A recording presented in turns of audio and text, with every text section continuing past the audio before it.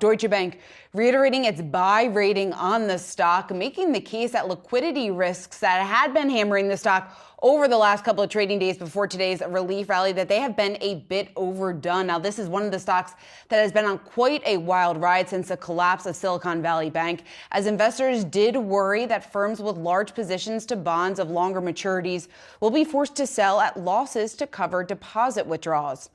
Now this week, Schwab CFO Peter Crawford, he looked to reduce some of those rising fears, writing in the company's monthly update that more of 80% of Schwab's total bank deposits fall within the FDIC insurance limits, very different than what we saw from SVB, and also that the company is, quote, well positioned to navigate the current environment. Now, while Deutsche Bank does have that buy rating on the stock, it did warn about a, quote, significant near-term EPS impact driven by the upcoming changes that they are seeing will likely to be made to Schwab's balance sheet, given that new environment that we are in right now. So, Josh, I think it's safe to say these regional banks far from out of the woods just yet, but a name like this here, Deutsche Bank, saying they do see the compelling reason to buy a name like Schwab today. It's really, the emphasis here needs to be on that they're all regional banks, but they're all still very different, right? And when we think about Schwab, like you said, Shauna, 80%, over 80% of their assets being FDIC insured, or their customer assets being FDIC insured. Then when you go to Silicon Valley Bank, and it was essentially the opposite. It's a very interesting number there.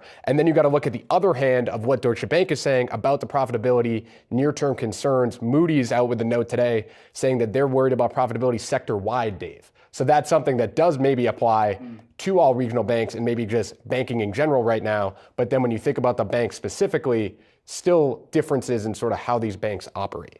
One guy instilling confidence in the company is Ron Barron, longtime investor, said he bought the dip, wouldn't disclose how many shares, but last owned 7.8 million as of December. So that ought to bring a little investor confidence back in the corner of Charles Schwab.